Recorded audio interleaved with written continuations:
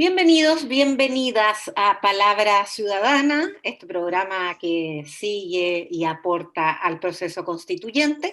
Estamos transmitiendo a través de la señal experimental de la Universidad de Chile, es la 11.2 en televisión digital. Y aprovechamos de recordarles que nuestro canal Uchile TV transmite todas las sesiones de la Convención Constituyente. Así que pueden sintonizar la señal para ir siguiendo este importante proceso. Hoy día vamos a conversar acerca de la libertad de culto en el proceso constituyente en curso.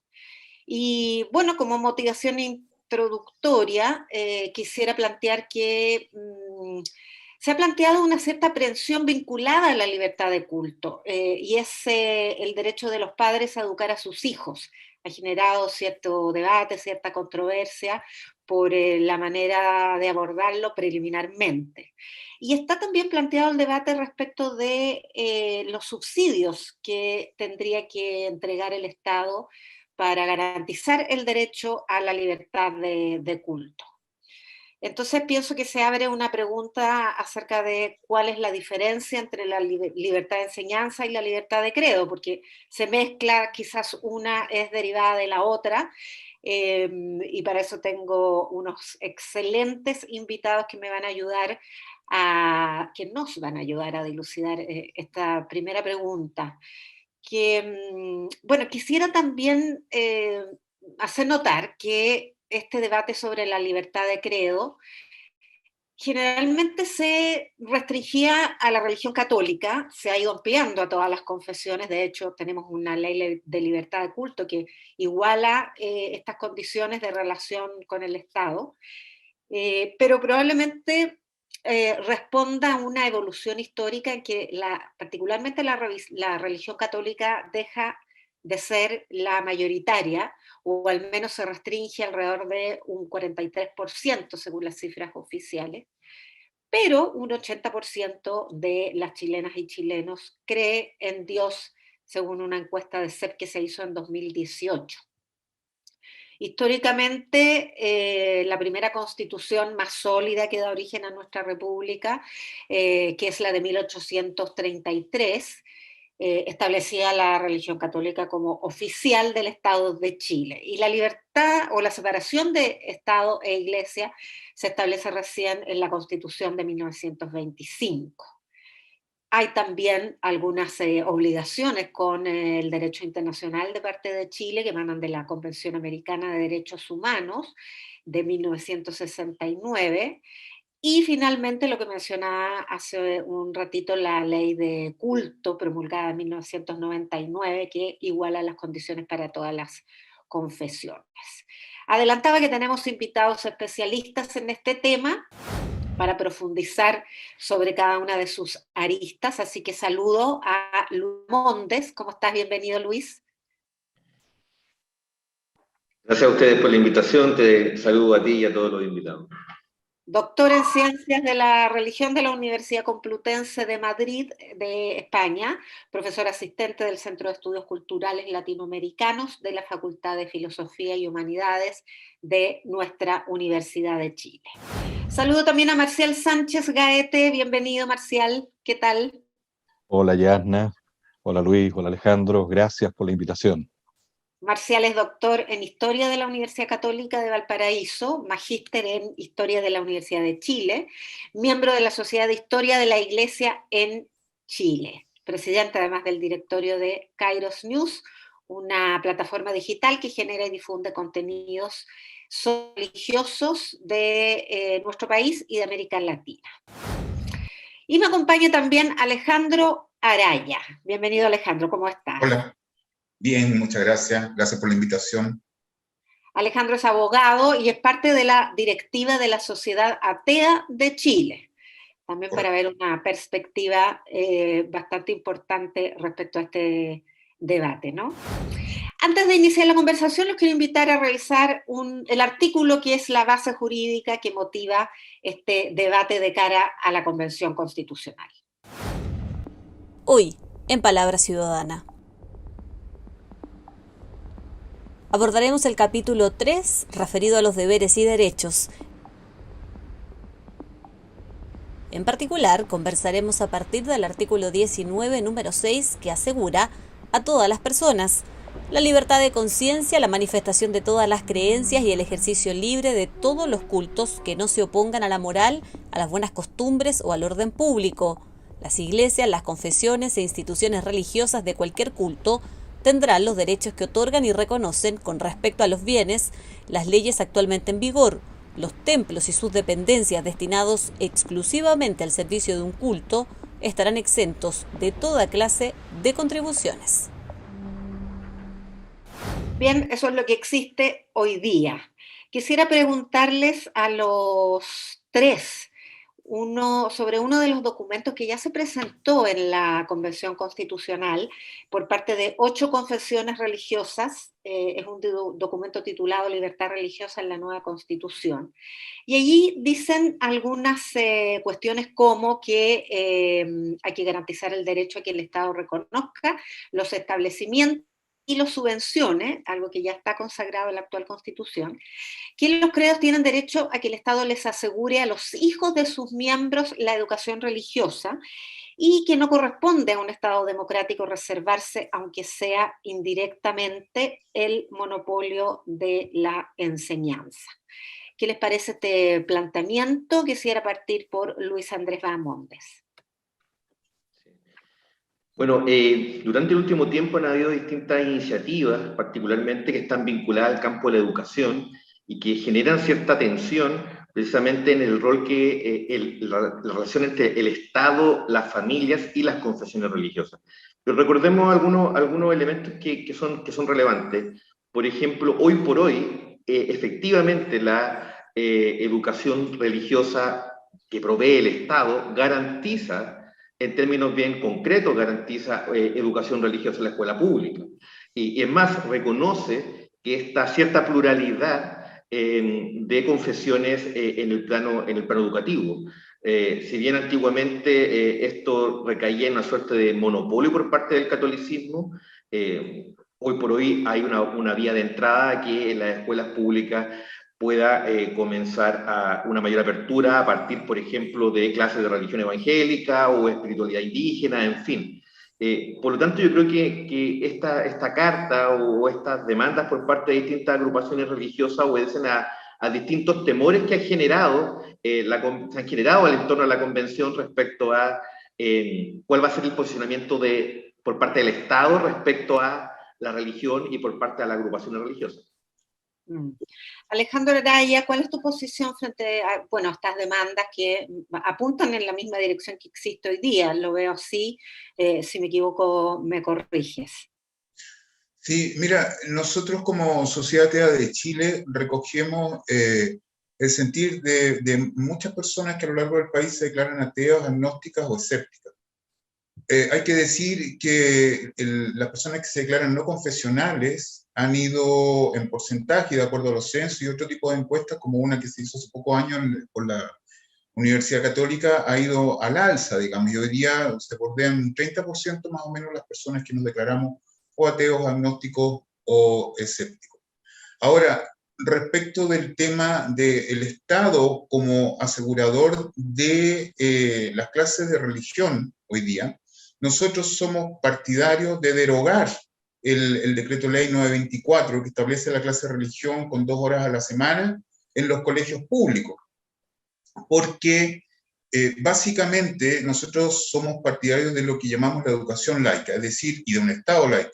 Es decir, creemos que el Estado no tiene el deber de garantizarle a las confesiones religiosas clases de religión en los establecimientos públicos con cargo al fisco, digamos, con el pago de todos los ciudadanos.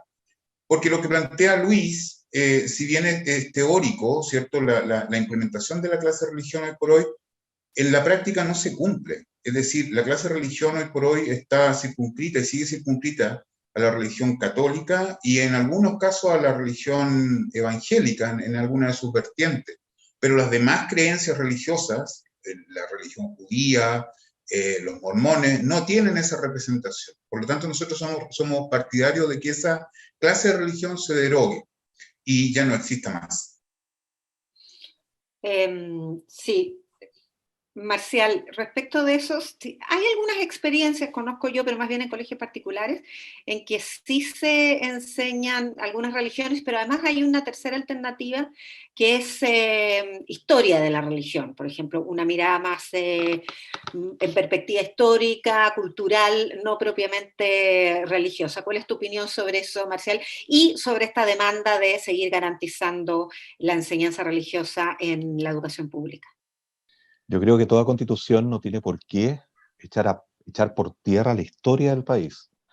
Y este país tiene una historia que ya se arrastra hace mucho tiempo.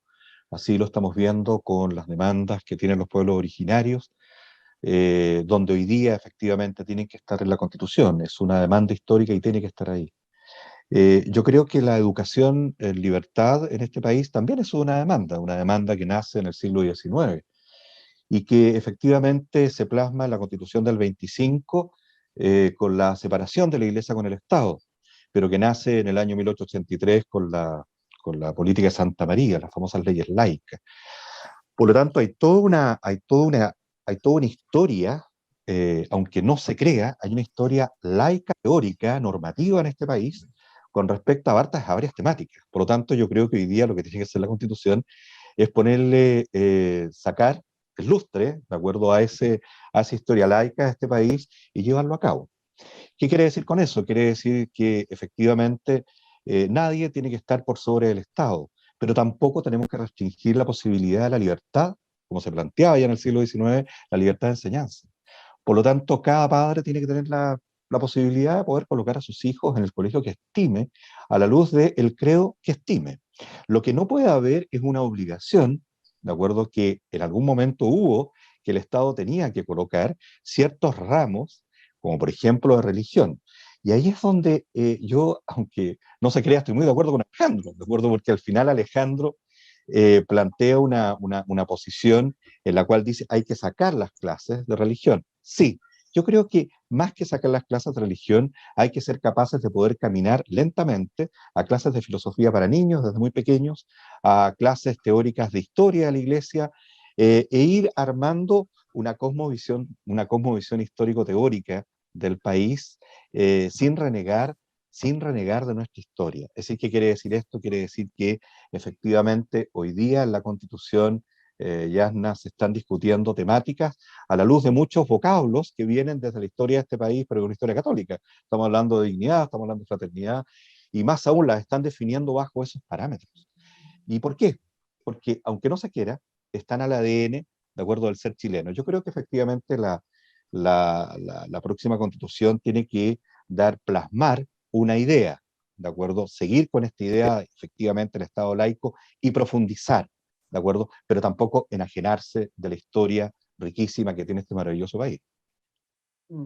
Ahora, esta discusión, si la vemos en experiencia comparada, transita desde estados confesionales autoritarios como talibanes, hasta la experiencia francesa, que generó mucho debate tanto en ese país como en el mundo, por la ley de 2004 que prohíbe símbolos religiosos en las escuelas públicas, y eso básicamente era la yihad musulmana, el kipá judío, y hasta qué punto eso es una acción antirreligiosa o una acción de neutralidad del Estado frente a esto. Luis Bahamondes te pide una respuesta.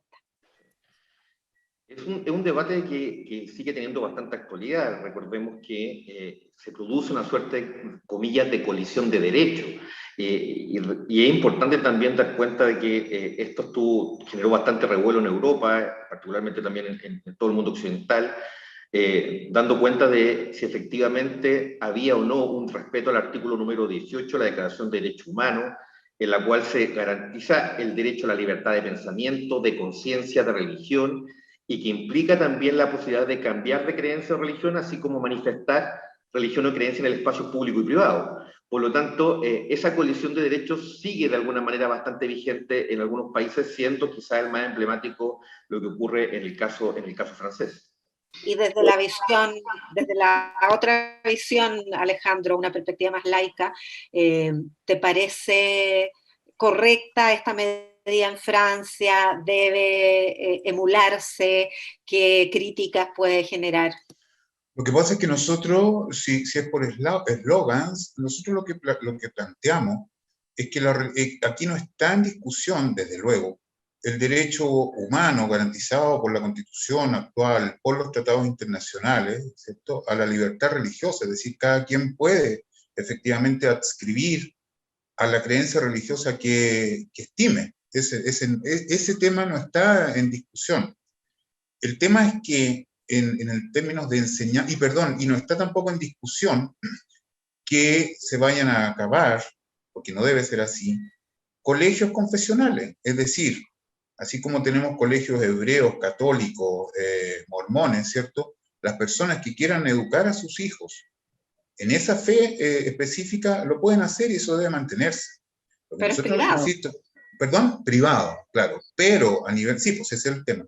Pero a nivel público, es decir, la enseñanza pública, nosotros creemos que la religión no debe existir en los colegios. Es decir, la religión tiene que estar en la casa y en la iglesia, no en los colegios. Y esos 90 minutos que existen hoy día en los colegios deben, así como plantea Marcial, dedicarse a otros temas. Porque quiero explicar una cosa, que también recojo de lo que dice Marcial, esta cosa de la separación iglesia-estado, ¿cierto? Teórica. Se ha avanzado, obviamente que sí, durante todo el siglo XX, pero quedan muchos resabios de esa unión un poco incestuosa entre la fe religiosa, una fe religiosa que es la católica, por cierto, con el Estado. Y eso se manifiesta no solo en la clase de religión en los colegios públicos, que debiera dedicarse a otros temas, no sé, valores cívicos, lo que plantea Marcial, derechos humanos, algún tipo de eso. De duda, pero si no se mantienen en muchos otros que pueden parecer detalles, pero que no lo son. ¿Por qué el Estado chileno pone un pesebre de Navidad frente a la moneda todos los años? No hablo del dinero que se va en eso. Y si ponemos el pesebre, ¿por qué no ponemos otro tipo de celebración como los musulmanes, como los judíos, como los evangélicos? ¿Me entiende? Entonces, dado que no se puede, que el Estado no puede darle cabida en la administración estatal, centralizada o descentralizada, a todas estas manifestaciones, símbolos y signos religiosos, entonces debemos propender a un Estado neutro a nivel religioso. No que ataque la creencia religiosa, pero sí que en la libertad de culto, que es lo que se está discutiendo hoy día, tenemos que acabar con esos resabios del pasado que están entorpeciendo no solo el debate, sino que llevarnos a una sociedad, a una cultura de respeto de las mayorías con las minorías. Pero hoy día lo que tenemos es que hay una minoría que, en base a estos resabios del pasado, mantiene el adoctrinamiento religioso, que muchas veces se pasa como que no, al niño no le vamos a enseñar religión católica o evangélica, le vamos a enseñar valores cristianos. No. Quiero subrayar una cosa respecto a la clase de religión. Teóricamente, volviendo a lo que decía Marcial, el sistema teóricamente es correcto. Es decir, si yo no quiero que mi hijo reciba educación religiosa en el colegio público, yo lo puedo eximir.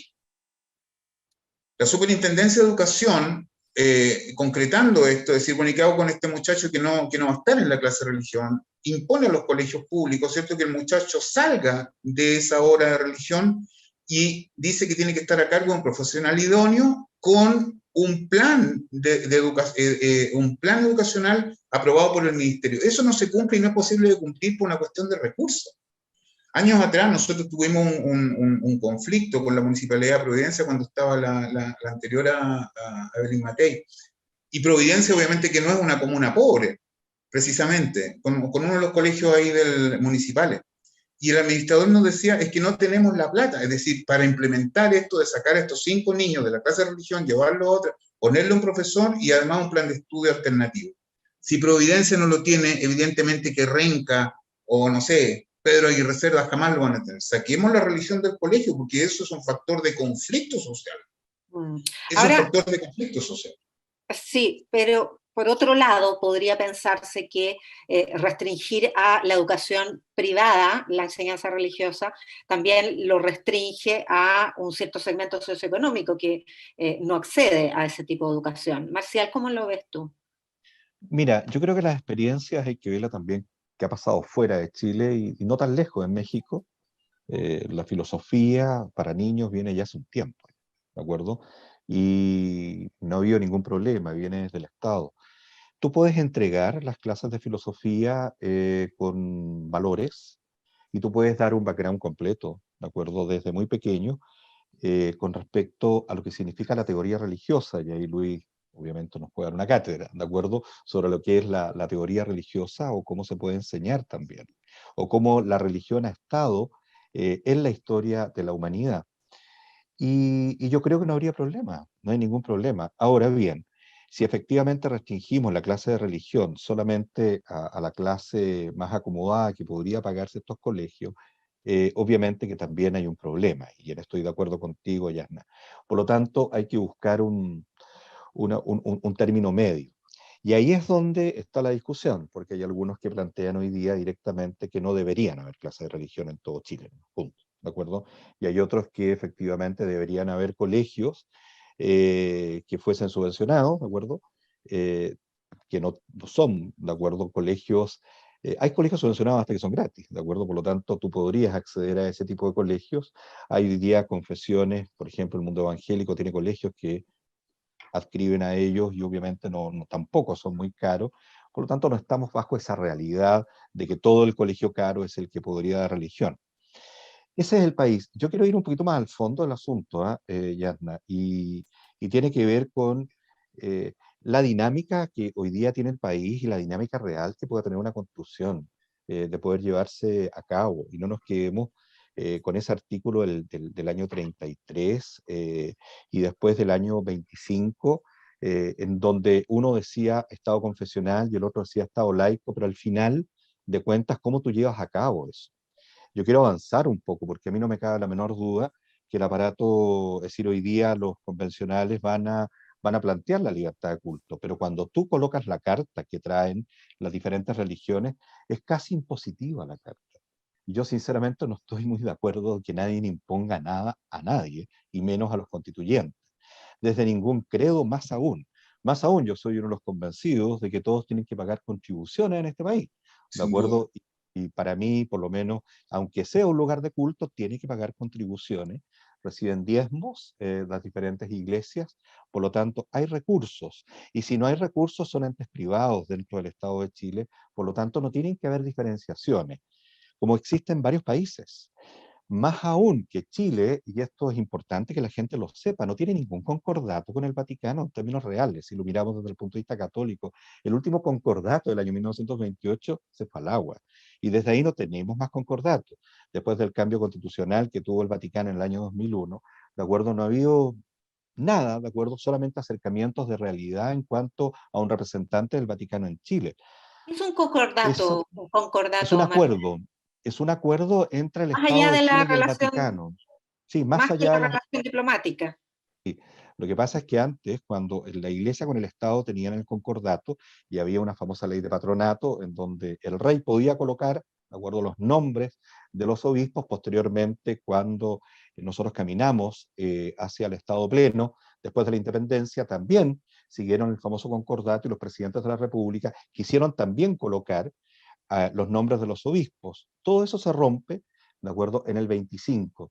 Y ahí trata de llegar a acuerdo el Estado Vaticano. Por ejemplo, el Estado Vaticano pide en el año 1927 que el Estado sea el que mantenga la Iglesia Católica en términos económicos. Y el Estado dice que no puede, ¿de acuerdo? Solamente había firmado un compromiso de dar una cantidad de dinero que al final no se cumplió esa cantidad de dinero, ¿de acuerdo? Durante una cantidad de años, 5 o 6 años.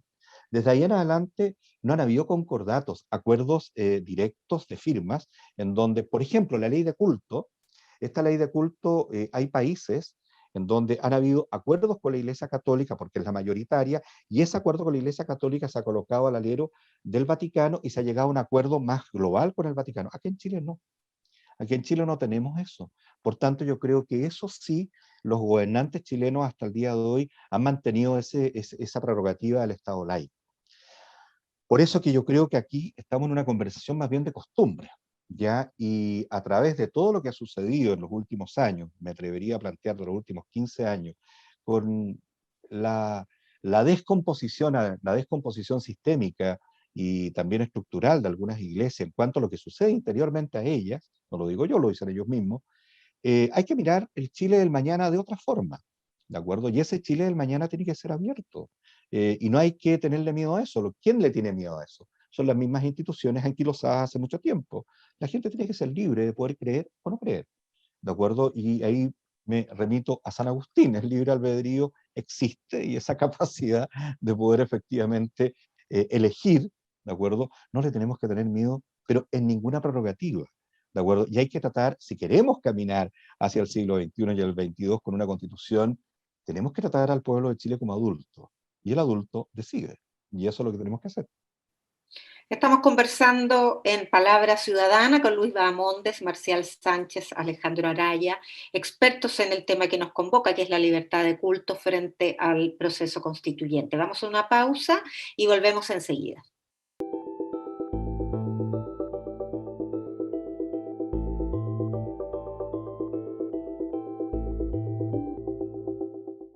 Y volvemos a nuestro programa sobre libertad de culto en la Convención Constitucional, en la nueva Constitución. Estamos conversando con Luis Bahamondes, Marcial Sánchez y Alejandro Araya. Vamos a seguir con el testimonio. Que yo apostaría por lo que usted llama Estado religioso, que es un Estado que no tiene una religión oficial, pero que sí valora que sus ciudadanos desarrollen unos valores, y los valores generalmente van unidos a una visión religiosa.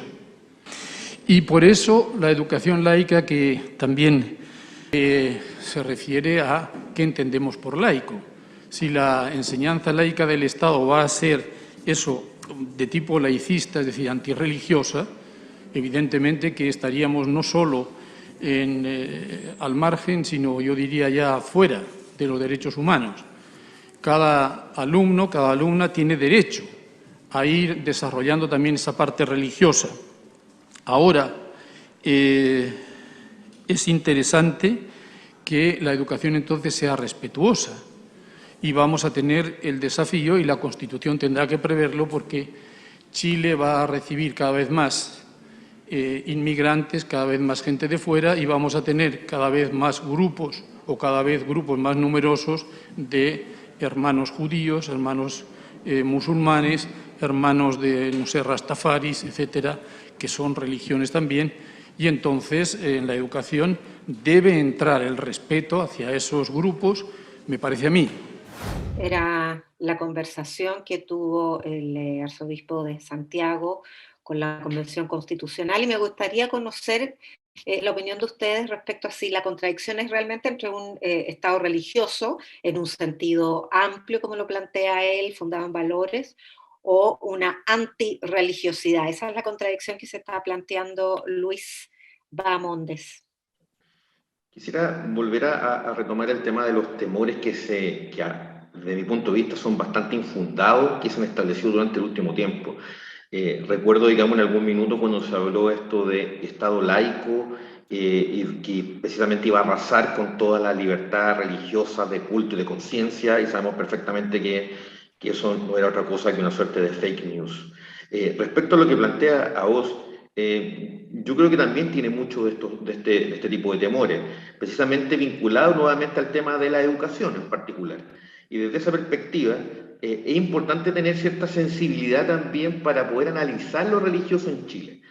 ¿A qué me refiero con esto? Recordemos que hoy por hoy, cuando las religiones van de capa caída, se supone, estamos hablando de que el 63% del país se define como cristiano de acuerdo a la encuesta bicentenario, y un 5% posee otra religión. Entonces uno también tendría que preguntarse, básicamente, qué ocurre, digamos, cuando las familias, cuando los propios adolescentes muestran un interés por cierta espiritualidad o por cierto conocimiento de lo religioso. ¿Debe el Estado proveerlo o no? Creo que es una discusión que podría estar bastante abierta. Creo que es una discusión que en otros países han definido las propias comunidades educativas, digamos, y algunas efectivamente han rechazado, digamos, la clase de religión y otras la han adoptado. Me parece que es una posición bastante más democrática que la imposición completa del rechazo total hacia la religión. Y por otra parte, reconozco un punto en lo que señala Aoz, no desde su perspectiva precisamente, pero es la educación religiosa, aporta a la formación y desarrollo de los sujetos en esta primera etapa. Distintas experiencias, lo que ha ocurrido en España, lo que ha ocurrido en Holanda, en distintos países, dan cuenta que al parecer hay un desarrollo también de habilidades blandas que está en conocer, interpretar lo que ocurre con el otro. Por lo tanto, yo no me quedaría solamente con esta cuestión confesional de las religiones, sino también con los elementos que podrían aportar a la construcción de una sociedad también más democrática y también más tolerante. Alejandro Araya, ¿cómo ves esta aprehensión que plantea el arzobispo Aoz respecto a la posibilidad de un Estado antirreligioso, como en las antípodes de su Estado ideal? Como bien dice Marcial, acá estamos en un proceso de debate nacional en una convención constitucional que representa muy bien todos los diversos sentires ideológicos y religiosos del país, ¿cierto? Entonces hay que marcar y como bien dice Marcial también, hay que pensar a 30, 40, 100 años a partir de eso, y por lo tanto la discusión constitucional es muy importante en este plano, que sea una discusión y un debate lo más libre e informado posible. Y eso pasa por no dejarse influenciar por ciertos elementos de temor, de prejuicio o derechamente de ignorancia en el debate sobre el tema religioso. Lo que dice el arzobispo Aoz me parece que es normal. La Iglesia Católica acá ha tenido y tiene todavía un poder político, ideológico y económico tremendo. Por lo tanto, obviamente que la Iglesia Católica va a defender sus prerrogativas y sus derechos y su poder. ¿Entiendes? Obviamente que la jerarquía de la Iglesia Católica se siente amenazada con esta discusión. Y en ese sentido, lo que dice Aoz es espurio, porque aquí no estamos promoviendo un Estado antirreligioso.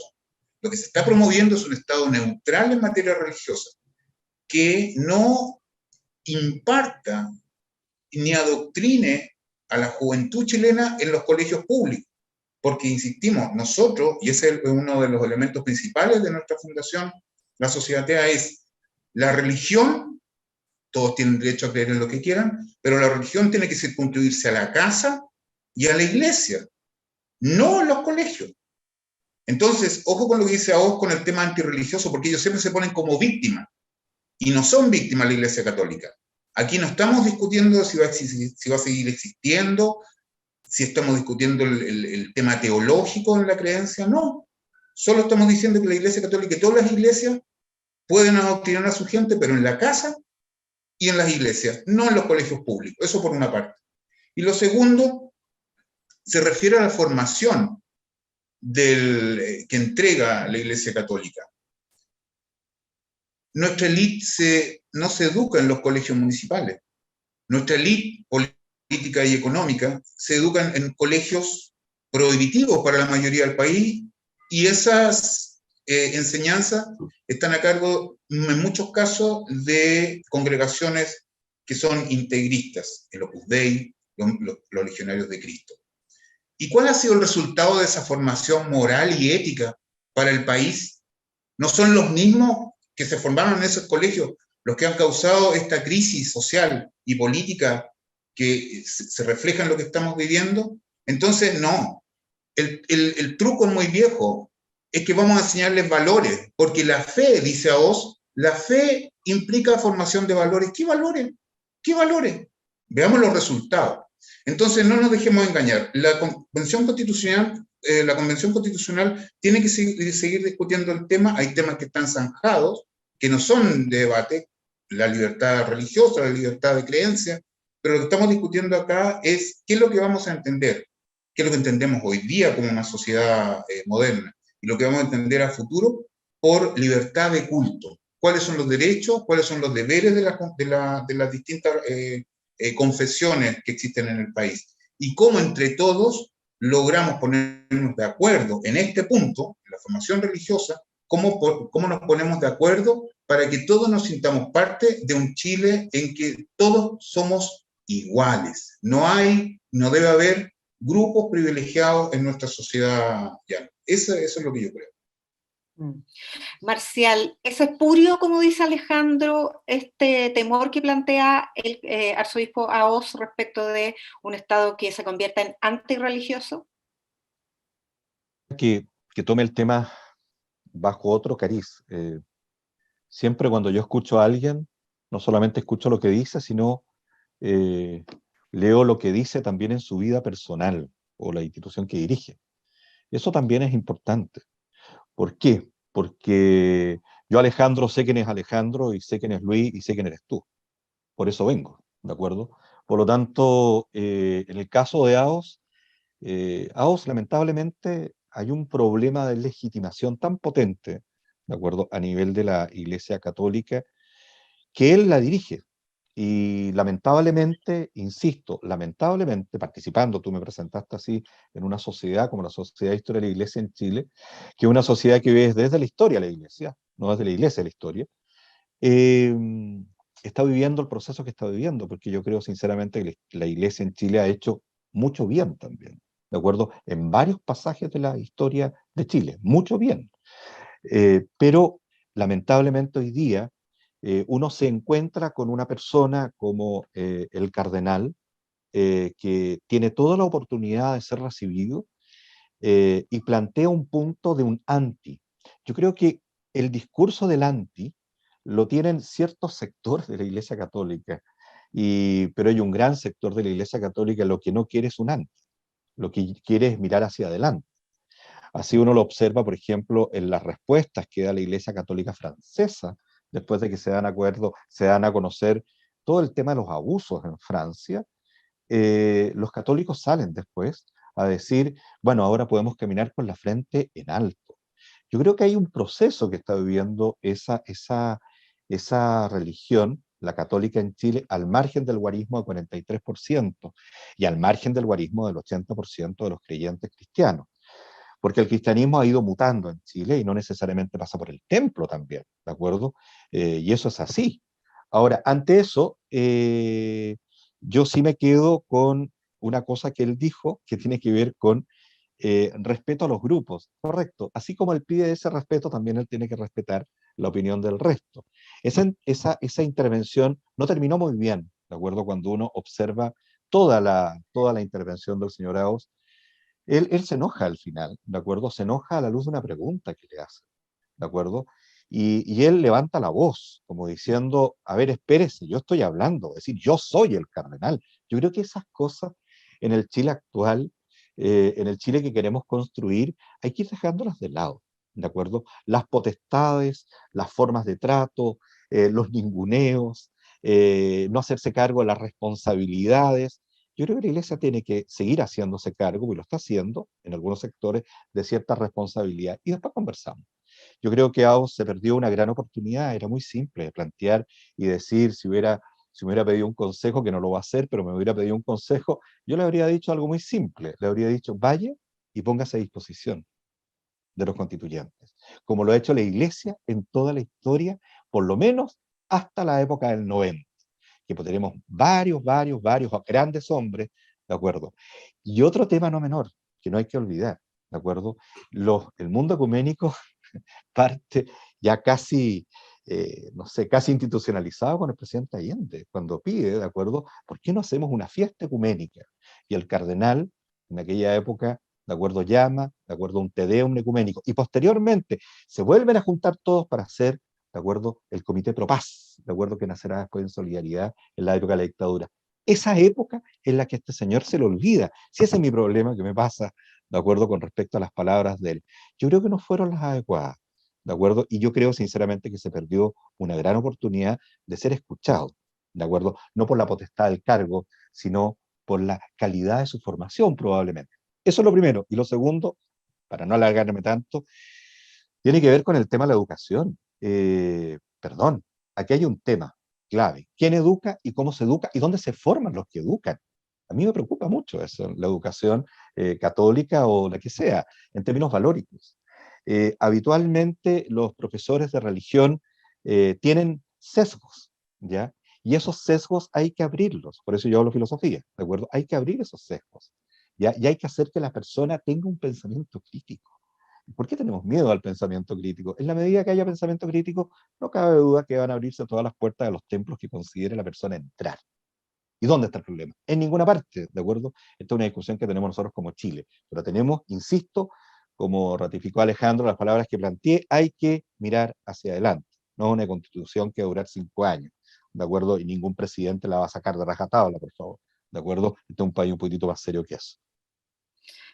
Mirar hacia adelante también es como tú lo planteas, mirar también un poquito para atrás, las tradiciones, la historia, y ahí para no remontarnos demasiado atrás, me interesa recalcar esta tradición de defensa de los derechos humanos, un rol muy importante que asumió la Iglesia Católica durante la dictadura, versus esta suerte de conservadurismo frente a lo que se llamó el relativismo moral que tuvo la Iglesia, bueno, eran los tiempos de Medina, ¿se acuerdan? El cardenal Medina, muy conservador, pero que partió ahuyentando un concierto de Iron Maiden y continuó con una suerte de poder fáctico de la Iglesia Católica que bloqueaba legislación, bloqueaba políticas públicas como la ley de divorcio, de filiación, aborto, etc. Luis Bahamondes.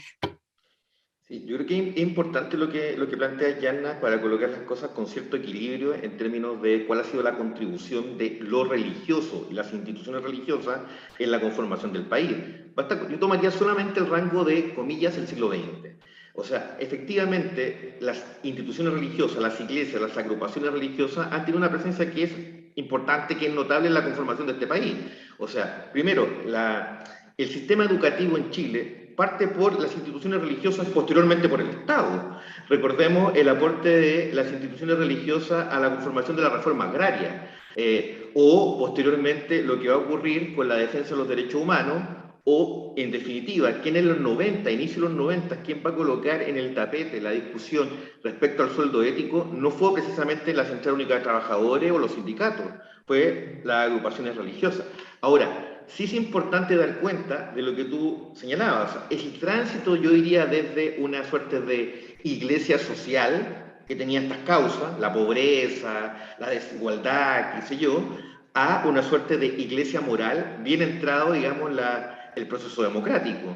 Recordemos, digamos, las dificultades que estas instituciones colocaron para, por ejemplo, ley de divorcio, método de anticoncepción, o la implementación de la jornada de educación sexual en las escuelas públicas, o otras cosas más anecdóticas como la que tú señalabas, la prohibición de ingreso a Iron Maiden, o también... Las campañas del SIDA. Exactamente, o también lo que ocurría, digamos, con grupos conservadores vinculados también a las propias iglesias, con ciertas censuras a películas y cosas de este tipo. Entonces, es interesante, digamos, analizar todo, yo diría que la parte buena y la parte mala, los grises, también que en términos de aporte. Ahora, solamente para concluir en este aspecto, yo también quisiera, digamos, ser claro respecto a la valoración de la variable religión para poder leer las transformaciones que hoy día ocurren en Chile. Por ejemplo, respecto a la migración, claramente las instituciones religiosas han hecho una contribución que es muy relevante, precisamente en la respuesta frente a este verdadero, digamos, comillas, problema en términos de la masividad, me refiero. Pero por otra parte, también es relevante lo que han hecho muchas de las agrupaciones religiosas en términos de asistencialismo en los sectores más precarizados, digamos, de la sociedad, donde el Estado no ha estado presente. Me refiero, por ejemplo, a los programas de rehabilitación de drogas y alcohol que llevan a cabo las agrupaciones de características evangélicas. Y así hay un sinnúmero de iniciativas que muchas veces yo diría que son invisibilizadas y son leídas solamente sobre la base de la confesionalidad o sobre la base del proselitismo religioso. Creo que ahí hay que tener un equilibrio y también reconocerles, digamos, que son actores sociales relevantes en la conformación de este país.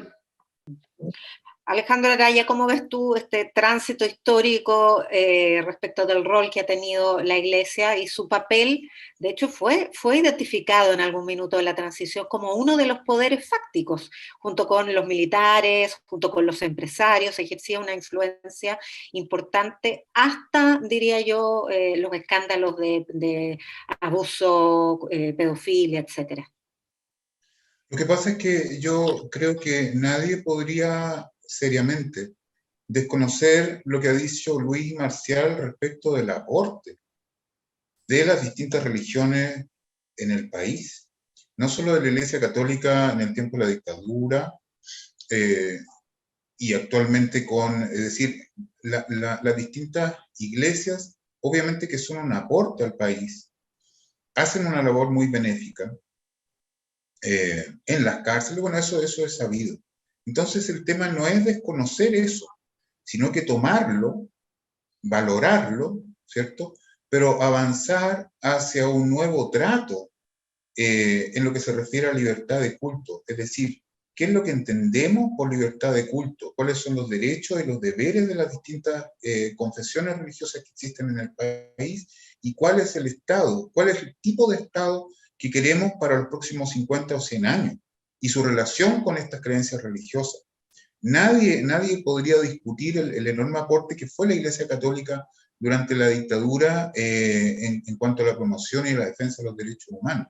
Ahora, si nos atenemos exclusivamente a la Iglesia Católica, el punto, digamos, de quiebre fue la elección de Wojtyła como papa, en el sentido de que él, y con posterioridad, la Iglesia que venía, por lo menos a nivel latinoamericano, con los concilios de Puebla y Medellín, y con la teología de la liberación, luego la Iglesia se transformó por distintas influencias en una iglesia muy alejada de lo que había sido en los últimos 20 o 30 años.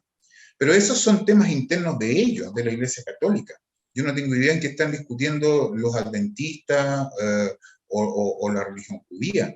Si ese no es el punto, ellos tienen que tener sus propios procesos. Lo que estamos discutiendo ahora, insisto, es qué es lo que vamos a entender por libertad de culto para los próximos 50 o 100 años, considerando esos aportes, pero también considerando un montón de avances en la ciencia, en la incorporación de las minorías de la diversidad sexual, en el desarrollo del tema de los derechos humanos. ¿Cómo vamos a compatibilizar y cómo vamos a convivir los chilenos de distintas creencias religiosas, o ateos en mi caso, o otro tipo de expresiones, para lograr tener una sociedad más avanzada, más moderna, más respetuosa, y que nos podamos sentir todos bien de vivir en un país que sea respetuoso de todas las creencias, sin que el Estado tenga que privilegiar o condenar algún tipo de creencia religiosa o ideológica o política. Eso es lo que yo creo. Pero nadie está desconociendo, por eso el arzobispo se equivoca. Y yo creo que es un poco mañoso al plantearlo así como un tema de antirreligiosidad. No es así, no es así. Marcial Sánchez, a la luz del rol reciente que jugó la Iglesia Católica, más bien conservador respecto a los avances, en realidad civilizatorios de la legislación, ¿estamos ya despejados? ¿Está la Iglesia Católica abandonando ese papel tan conservador o tan influyente en las instituciones políticas como para que el debate constitucional esté liberado de eso o todavía quedan resabios? Muy buena tu pregunta, porque es la pregunta que la gente se hace, ¿de acuerdo? Hoy día con respecto a este tema. Yo creo que desde el poder institucional al poder particular, yo creo que por ahí va la cosa.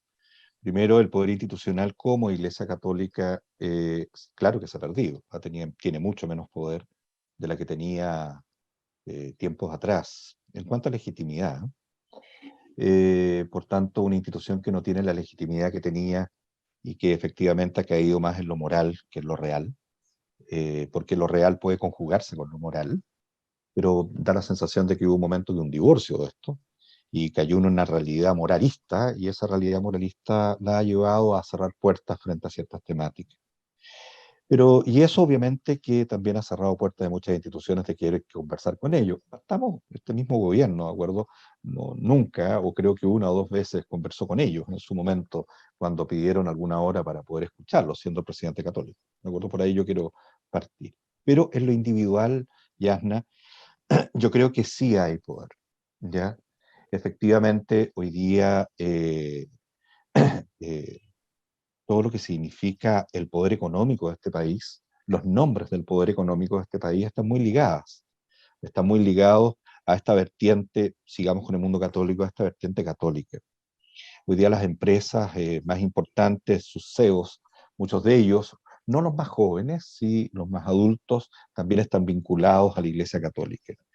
Hay que darse cuenta también que al margen de la ley que se pueda plantear con respecto al matrimonio igualitario, que felizmente se planteó, o la ley de aborto, o el tema del matrimonio en su momento, una cosa es la ley y otra cosa es cómo se toma el tema en términos individuales. Hoy día hay mucha gente, y me atrevería a plantear del mundo católico, que ha cerrado mucho la puerta a todos estos temas.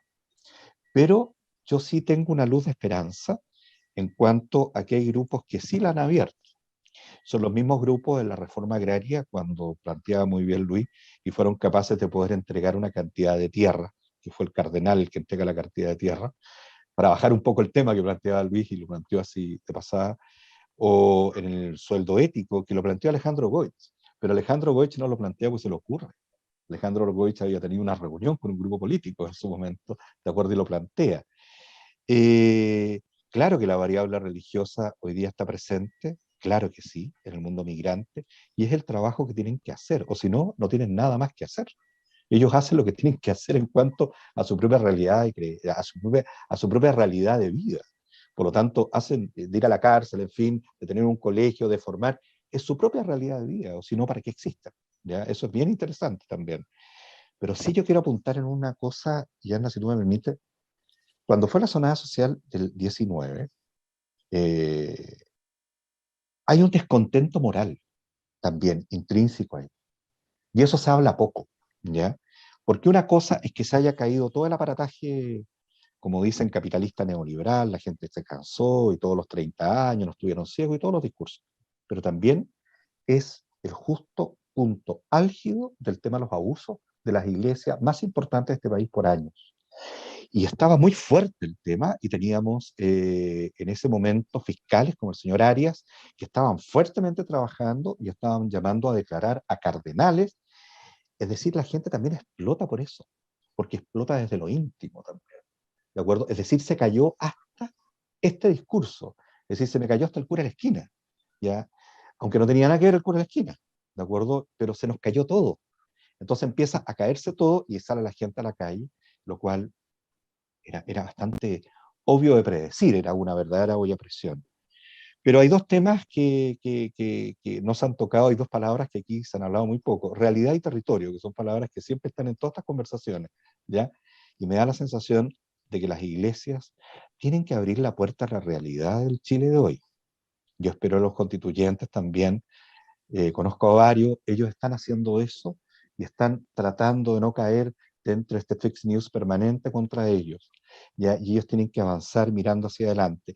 Y el territorio, darnos cuenta que estamos en un país pequeño, muy pequeño, en donde estamos recibiendo cantidades de personas, no muchas personas en comparación a otros lugares, y tenemos que hacer las cosas bien. Tenemos un absolutamente centralizado el poder, eso hay que diversificarlo, y yo sinceramente creo que el próximo presidente de la República, a la luz de la nueva Constitución, tiene que sentarse con los credos religiosos y también tiene que sentarse con Alejandro, ¿ya? Tiene que sentarse a conversar y ver, a ver, ¿cuál es el país que queremos construir? ¿De acuerdo? Hacia dónde queremos plantearnos con respecto a este tema. Y eso es lo que hay que hacer, no cerrar la puerta, ¿de acuerdo? En ninguna política del miedo ni ninguna de esas cosas. Hay que sentarse a conversar, ¿de acuerdo? Y avanzar con la claridad que corresponde. Y ahí estaremos los académicos, ¿no es cierto, Luis? ¿De acuerdo? Tratando de apoyar en esos procesos como hemos apoyado nosotros, ¿de acuerdo? Así lo veo yo. nos han quedado hartos temas afuera. Me voy a permitir dejarlo planteado porque no vamos a alcanzar, no alcanzo a hacerlo como pregunta, pero estamos en una contienda presidencial donde hay justamente dos polos desde el punto de vista religioso, uno laico y otro bastante católico.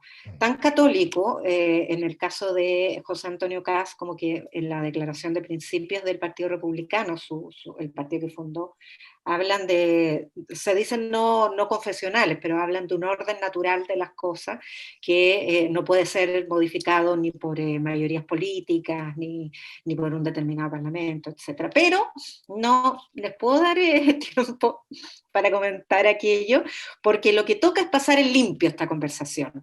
Es pedirles a cada uno de ustedes que en 2 minutos, y les pido en eso disciplina, solo en 2 minutos, hacer una suerte de resumen del planteamiento que le harían a la Convención Constitucional. Partimos por Luis Bahamontes. Bueno, solamente, digamos, creo que una fortaleza que la Convención podría incorporar en esta discusión respecto a lo religioso sería no solamente reducirlo a la religión, sino que hacer un guiño importante de reconocimiento a la espiritualidad, que implica el reconocimiento a los pueblos originarios, a su cosmovisión, a su cultura, y que deben ser también relevadas en esta discusión. Y como segundo punto, creo que es importante también en el proceso de discusión tener claro, digamos, que no tiene cabida en esta nueva Constitución la imposición. Yo creo que es valioso el proceso de discusión que se está llevando a cabo, no obstante, no hay espacio para imposiciones y tampoco, digamos, para que un credo u otro, digamos, logre mayor protagonismo. Entonces, desde esa perspectiva, tengo plena confianza en que los constituyentes lograrán elaborar un texto que nos permita reconocernos a todos y a todas. Gracias, Luis. Tu turno de 2 minutos, Alejandro Araya. No, solo decir, Yasna, que acá tenemos esta oportunidad histórica con la Convención Constitucional de encontrarnos por primera vez, quizá, todos los sectores y todas las creencias, desde los ateos hasta los sectores más integristas de la Iglesia Católica. Y en ese sentido, yo diría que lo que yo espero, no tanto de los convencionales, yo creo que los convencionales en su gran mayoría están haciendo un trabajo extraordinario, pero sí quizás recalcar y llamar y hacerles ver a las personas creyentes de distintos credos que no deben tener miedo con estos cambios, que no están en riesgo sus derechos humanos a creer en lo que quieran, sino de lo que se trata es reconocernos, como dice Luis Andrés, en un Chile completamente diverso, en que podemos convivir civilizadamente y con respeto, pero los paradigmas de lo que significa una sociedad, un Estado laico, una educación laica, son los que nos van a llevar a mayores estándares de calidad de vida y de respeto, no solo de religiosos, sino que de otros sectores, como dice Luis, respecto a los pueblos originarios, de las disidencias sexuales, que son muy importantes. Tenemos que lograr una constitución que refleje fielmente el nuevo trato que todos queremos lograr para este país, para nosotros, para nuestros hijos y para nuestros nietos. Eso es todo. Gracias, Alejandra. Su turno, Marcial Sánchez, pasando en limpio esta conversación para mandarle el mensaje a la Convención Constitucional. Lo primero que le tengo que decir a la Convención Constitucional es que sigan haciendo la pega que están haciendo y la están haciendo bien. Eso es lo primero. Las fechas de término de los procesos se terminan cuando se terminan los procesos. Ya se verán. Lo primero. Lo segundo, las presiones indebidas hay que develarlas. Y para eso hay muchos periodistas afuera, de acuerdo con los cuales pueden conversar. Y presiones indebidas han habido, ¿de acuerdo? Y ellos mismos los han planteado. Y en este tema, obviamente, cuando es un poder que ha estado desde la llegada de los españoles, ¿de acuerdo? Obviamente esas presiones están. Y están no solamente para el constituyente cuando está tomando la decisión, sino también hasta en la propia casa. Por lo tanto, él tiene que tener la capacidad y también la claridad de poder estar por sobre eso. Y yo, sinceramente, tengo muchas, como dicen, muchas monedas, de acuerdo, puestas sobre esta convención. Libertad de culto, claro, pero un Estado laico, ¿ya? y laico, pero tiene que haber una caída. ¿Y cuál es la caída? La responsabilidad de cada uno de las instituciones religiosas de creencia en este país en cuanto a la ley del país. Nadie por sobre la ley.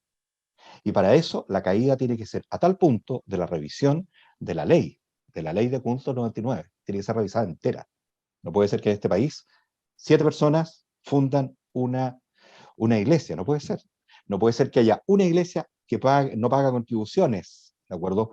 Y pueda acceder a ciertos tipos de ayudas estatales. Por lo tanto, eso hay que cambiarlo. Entonces tiene que haber una caída. ¿Y cuál es la caída? Todos iguales ante la ley, ¿de acuerdo? Y ahí se pueden tomar del aparato religioso, todos iguales ante Dios. No cuesta nada, ¿no es cierto? Todos iguales ante la ley. Por lo tanto, yo creo sinceramente que eso es lo que hay que hacer, nada más, ¿de acuerdo? Y tampoco darle tanta vuelta al tema. Eso. Y vamos ahora a nuestro propio resumen, pasando limpio esta interesante conversación que acabamos de tener con nuestros invitados. El equipo de edición y producción nos ha preparado este propio repaso. No hay que reducir la libertad de culto a la religión, sino que ampliarlo a la espiritualidad y en ese sentido incluir a los pueblos originarios y su cosmovisión. El llamado es hacerles ver a las personas creyentes que no deben tener miedo, no están en riesgo sus derechos, se trata más bien de incluir, respetar a todos y a todas en este nuevo trato que se construye durante el proceso constituyente. No hay que ceder a presiones tampoco indebidas en la Convención Constitucional, hay que garantizar la libertad de culto, por supuesto, pero un Estado laico. Y las instituciones religiosas no tienen que estar por encima de la ley que siguen todos los chilenos. Ese es nuestro resumen, pasando en limpio la conversación que acabamos de tener. Hemos llegado al término de esta etapa de la conversación sobre Convención Constitucional y libertad de credo. Quiero agradecerles muchísimo a Luis Bahamondes, doctor en Ciencias de las Religiones de la Universidad Complutense de Madrid y profesor asistente del Centro de Estudios Culturales Latinoamericanos de la Facultad de Filosofía de nuestra universidad. Muchas gracias, Luis. Gracias a ustedes por la invitación. Agradecer también a Marcial Sánchez, doctor en Historia de la Universidad Católica de Valparaíso. Un millón de gracias, Marcial. Gracias a ti, Yasna, y al canal por la invitación.